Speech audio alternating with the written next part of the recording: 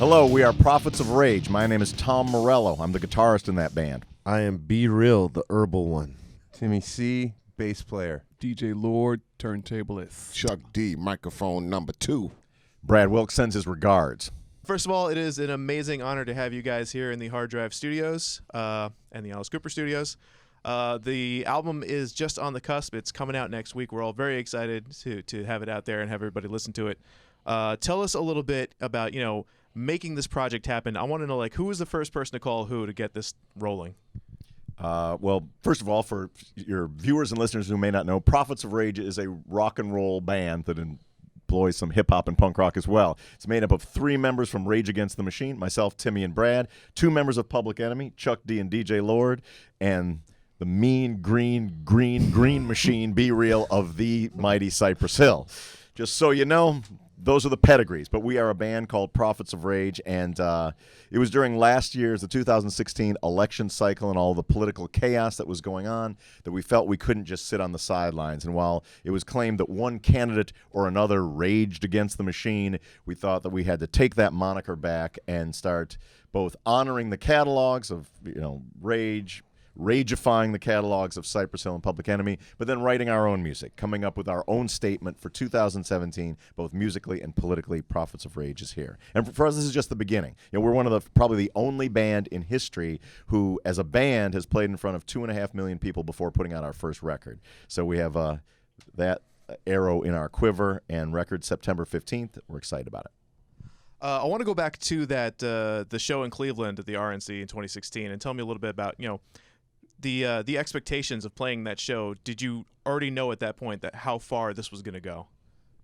I don't think any of us knew how far it would go. We just felt that people would connect to what we were doing, and that there was like-minded people out there that were tired of the bullshit and, wanted to stand up and say something. And we chose to be, as Tom oftenly says it, the soundtrack of the resistance. We decided to be the voice for those people, and it was great to see that there was people out there that were still engaged in this music and still very much in love with this music and what it says.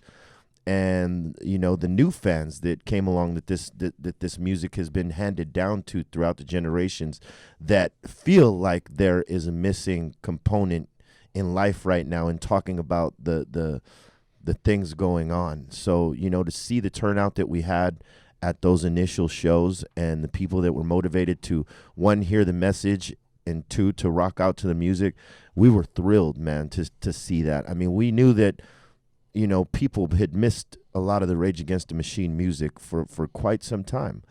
And this was their chance to get at it. But, not only are they getting that, they're getting the catalog of 3 bands and new music, but with a purpose.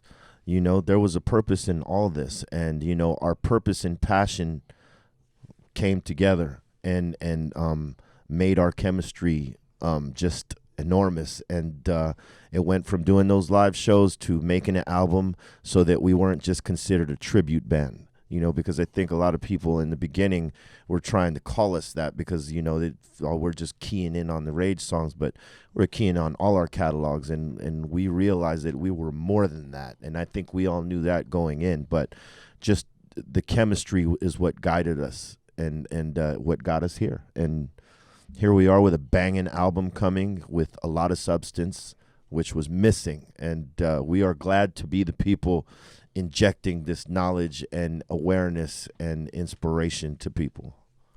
When I first heard these songs, the thought that came through my mind was there was never a better time in this country to have a band like Prophets of Rage. We need you guys now more than we ever would have before. Yeah, and the bat signal is up. Yeah, you know what I mean? The red star is shown in the sky, and someone has to answer the call. Yeah. And it seems like every day I see something more. It's got to be so much fuel for you guys to react to. I mean, it seems like you must have a wealth of inspiration. Yeah, there's no lack of things to talk about. Yeah, yeah. You know, and one of the songs off the record called "Unfuck the World" couldn't be better named. I mean, because the world is fucked, right? And the the message of if there's one overarching message, well, there's two really. One is we want to make music that kicks your ass, and the other is the world is not going to change itself. That's up to you. Whenever the world is changed for the better, it's done by people who are no different than your listeners, than your viewers.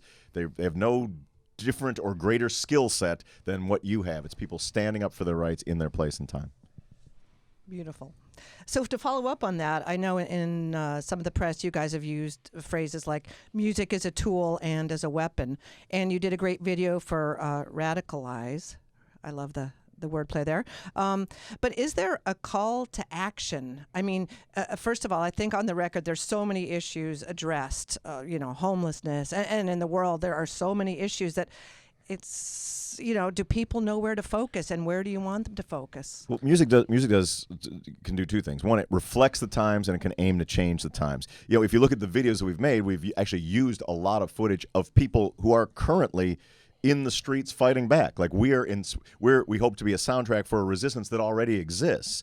And from the Women's March to the Science March to people occupying the airports when there was the Muslim ban, to people in the tens of thousands showing up to confront Nazis and white supremacists when they march. Like that is a great inspiration for us. We hope to continue to stoke the flames of those who are willing to stand up, but they're already standing up in ways and in numbers that I haven't seen in my lifetime. So my hope is that the silver lining of this Trump presidency is that the movement that rises to oppose not just Trump, because Trump is more of a symptom than sort of a root cause, but the movement that is rising up to confront the injustice in our country and the injustice in the world will do two things. One, it will depose the immediate perpetrators of that injustice, but also work together to create a more just and decent planet so we can all just focus on enjoying rock and roll music, please. Ladies and I remember, Tom, of course, in L.A. back in the day, there was Rock for Choice, and there was so much galvanized around one specific issue. Vote. Yeah. And now, so I think the crucial issues that are facing the planet, one is we have to save the planet. There's this. We're looking at these latest hurricanes, which are indicative of it's two of the worst storms in recorded history. It's because capitalism is breaking the atmosphere.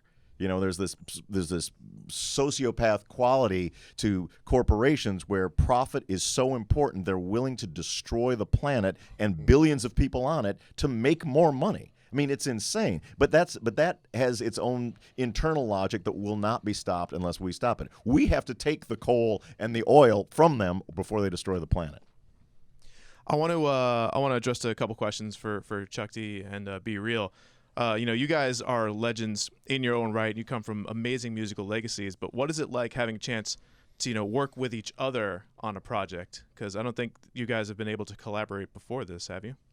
Well, we come from 25 and 30 years, respectively, of experience, and we've played shows together. We've done a lot of things together, but it's a big world, and we didn't happen to collaborate truly until the Prophets of Rage, which is rightfully fitting. Yeah, I mean, we had always, hoped to work together at some point. I mean, we're tremendous fans of each other's bands. Public Enemy was one of our biggest influences in music as Cypress Hill. So, to for all that time to pass, because in hip hop music we'll run into each other, not Chuck and I, but hip hop artists. Hey, we got to do something together, but nothing ever fucking happens. You know what I mean? And I'd like to chalk this one up to timing. Is in the times that we talked about it, it's all about timing. Perhaps at those moments it wasn't the right time, it wasn't important enough, but right now is definitely the time.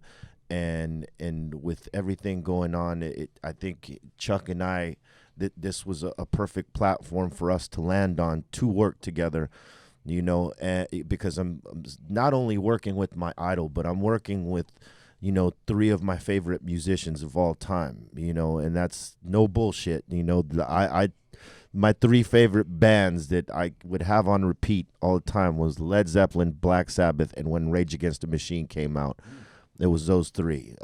So That's a good company. very great company, and I'm in great company because I get to be up there with the best, and it motivates me to be at my best. So to be up there and see Chuck on my right, and Tim, and then look back and see Lord and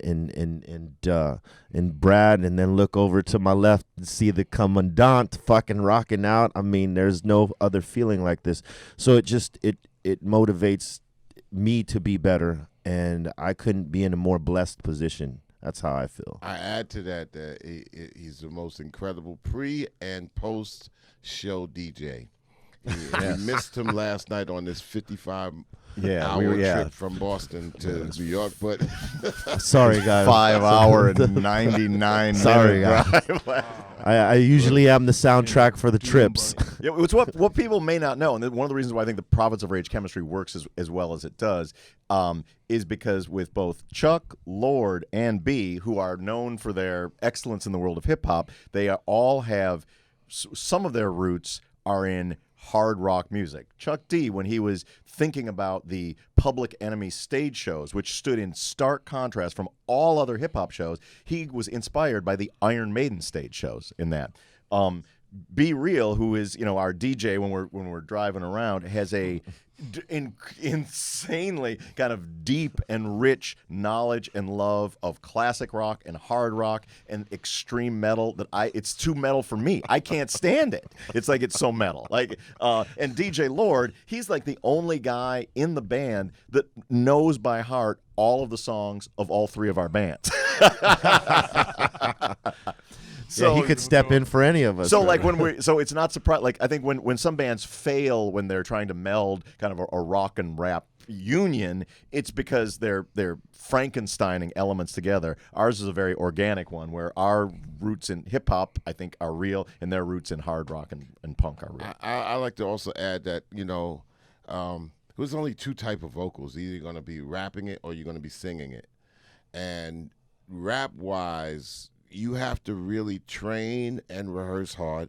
I mean, Tom Morello, he's the Michael Jordan of band rehearsals because our rehearsals are even crazier than the performances. So, and makes the performances so easy. But to speak to the fact that there's a unbelievable amount of power that come out of Brad, who's the god of hard drums, and Timmy C, whose bass lines just come out of like that innate, heart and soul and feeling like it's like out of the 60s or some jazz cat.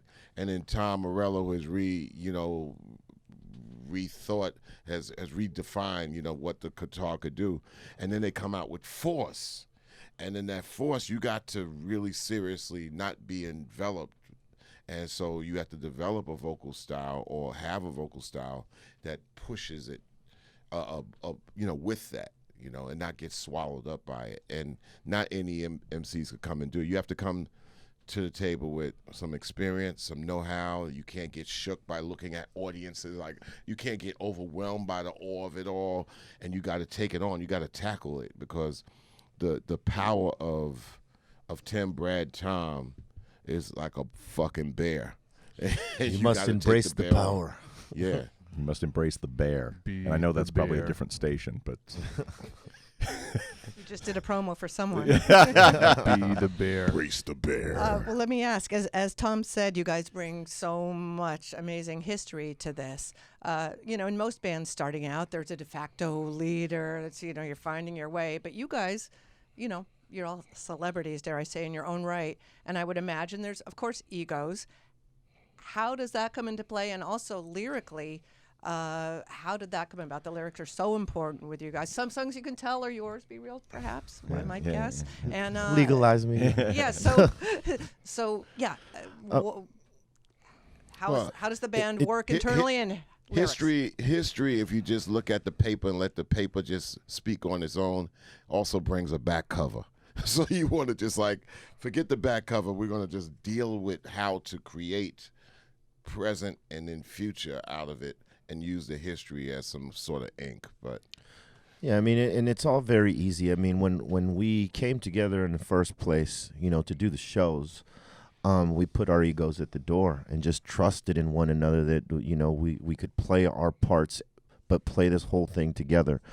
And that translated into the studio. And, you know, these guys trusted myself to, you know, come into the fold, because what I was writing with Cypress Hill and my various other, you know, projects and bands that I've been a part of, very different. But they trusted that I can come back, you know, come into this situation and dial it in. And it wasn't difficult at all, because, I mean, you know, I have Chuck D there, who has been a source of inspiration for many years, and what this band is and what our mission is, you know, it made it easy for me to pull out whatever it was that these songs were going to bring forth in terms of talking about what's going on today. These guys, Tom, Tim, and Brad, made it easy in terms of what we would say, because the music was so powerful in itself. Hell, we could put out an instrumental of this album and people would rock the fuck out to it, with or without words. But it made it easy for Chuck and I to come up with these ideas and to swing them back and forth. And then, you know, having Tom and Tim going through them with us, you know, making suggestions. And that was part of putting the egos at the door, you know, like, you know, because most of us rappers, probably 95%, don't like anyone telling us how the fuck to write something. But Chuck and I, you know, being from bands and leading those bands and then coming into this, we know how important it is to, you know, be open to suggestion and be open to other ideas. And I think that's what made it so powerful, was that we were all open to each other's ideas and willing to help each other, you know, through a line or through a chorus or through a song, you know. And I think the way that it went was so organic that we had fun doing this. And there was no you know, sending sessions to studios or whatever. We were all in there having fun together. You know, I was, you know, making it kind of smoky, so they probably felt Super smoky. They probably caught a little contact and Too smoky. felt a little nice here and there, but you know, Way too smoky. we had to get him a mask. Get him a mask. I had a We had to get him medical a mask. He had a medical. Yeah. But you know, it was It's fun. insane. You You know, know, I'll say this, you know, they made it easy for Chuck and I to come and do what we do, and it was one of the most unique experiences, and I wouldn't trade it for the world, and I quite frankly can't wait for the next one to come. So I will ask Tom and Tim then, were there any ideas or concepts that you brought in and say, hey, let's do a song about this? What songs are particular? Do you have particular ownership Let me on the interrupt. record? So when I came in, like into this band, I decided I wasn't going to write any weed stuff, any weed politics, right? I was all about, you know, other things. Fight the power, change the world. Yes, Commandante came to me and said, "Be real. What about a weed song?" It might have been Brendan's suggestion initially, but I did pick up on it. And like, the people expect that sort of thing. They're going to think you've gone soft. Yeah. And the song that we're talking about is a song called Legalize Me, which began as a weed song and a song about weed, but then it became about sort of like who and what is illegal, and it became about immigration and Dreamers, about sort of the refugee crisis, as well as a song about weed at the same time. Yeah. And Tom writes one of the greatest MC spitting verses on the album. Oh yeah. He didn't rap it, but he wrote it, and it was You don't want me to rap it. Chuck D delivering it, and I got to tell you, it is so fucking powerful. It's in Legalize Me. It's too. heavy. Legalize Me. Yeah. It's one of those double entendre songs, no? You may catch him Maybe. rapping at like 3 a.m. We're going to make Skinny T rap at some Suburban. point. I'll rap. On the way Not back on from your a show, gig. but I'll rap. Please shoot video of that. You know, yeah. Oh, my gosh. The single right now is Living on the 110. Sure. Tell me a little bit about what went into creating that song, and maybe kind of explain to people who are not from California, don't even know what the 110 Yeah. is. The 110 is a freeway. We in Los Angeles, for reasons unknown, we refer to the freeways like as nouns, the 110. So it is the 110 freeway.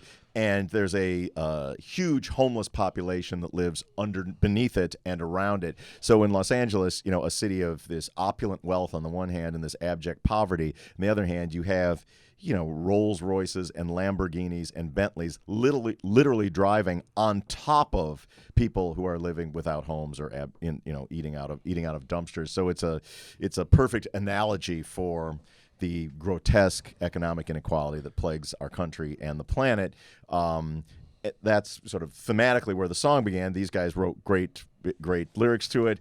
The riffs and the grooves, I think it might have started that might have been one of the riffs that I had kind of like laying around waiting for the right moment. But how Tim and Brad approached it, like Tim had a number of different bass lines throughout it, and it's so what he plays on is so heavy and so funky, and Brad Wilk does his thing as like the field bouncing general, making the crowd jump. And then it's on the choruses, I had an idea for a melody and then decided to play it Jimmy Page style on the violin bow, which was just exciting to do as a nod to one of my heroes.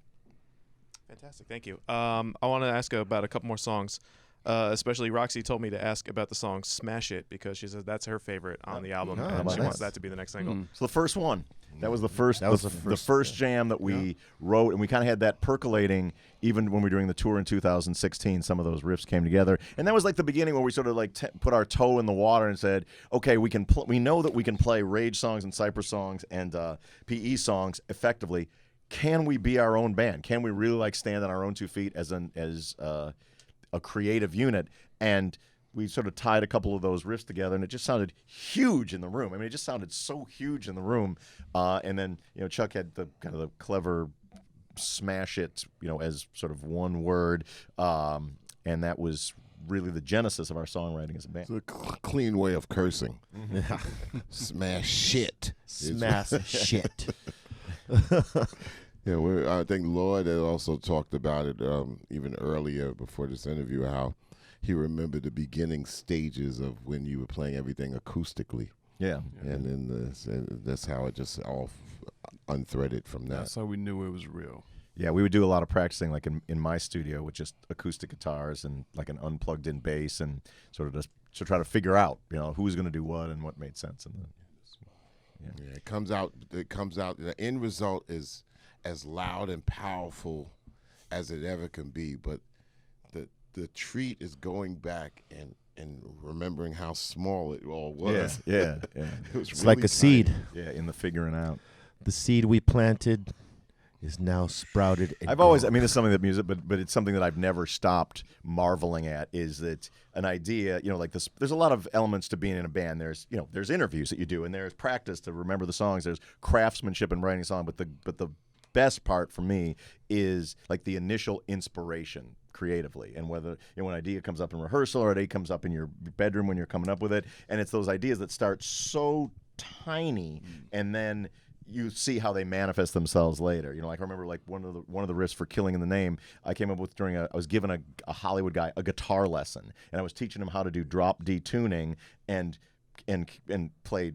Just sort of, it happened like boom, da da chicka ba da. I said, hold on one second. Took my little Radio Shack, 1999 cassette recorder. Just recorded that. We worked it up into the Rage Against the Machine "Killing in the Name" song, which now we've played 1,000 times and have made people lose their absolute ape shit fucking minds from something that started as the tiniest moment in the. That's interesting. I don't know. There's some lesson in that. I'll let you metal fans draw. Notions. Like "Legalize Me." That's the only song on the record that there was sort of write a song about weed. But no other song is there any musical like guideline, or we're gonna do this song in this tempo and this key, or this is gonna be about this. No lyrical like this song is gonna be. This is going to be the topic of this song, let's write it. It doesn't work like that. No. It's like it comes from these little tiny pieces of music or a lyric phrase or something, and then the song just or a jam writes itself. It's an amazing thing. Yeah, it's very organic. Still got tunes like that actually in the can that just jams, and we're like, record that, remember that. Yeah, remember that. Yeah. It's capturing the seeds when they happen, and a lot of that has happened since just with us traveling together on tour. just having fun or saying some joke or whatever, and then something comes out like what? An idea sparks from that. And you keep those. And we've already got like through rehearsals for this tour, and even at soundcheck yesterday, there's a wellspring of new ideas for the next Prophets of Rage album, record. yeah. You know, this is one thing that's we should let people know beyond any shadow of a doubt that this record, which comes out on September 15th, is just the beginning. You know, it's just the beginning. It's like this is a band that began as like sort of an idea responding to a turbulent time, but we discovered we really enjoy being in a band together and love playing shows. We're going to continue both writing music and doing that. It's not a one-off, baby. Hard Drive Online is brought to you in part by Napa Auto Parts. Stop by your local Napa Auto Parts store and conquer the job and Napa know-how.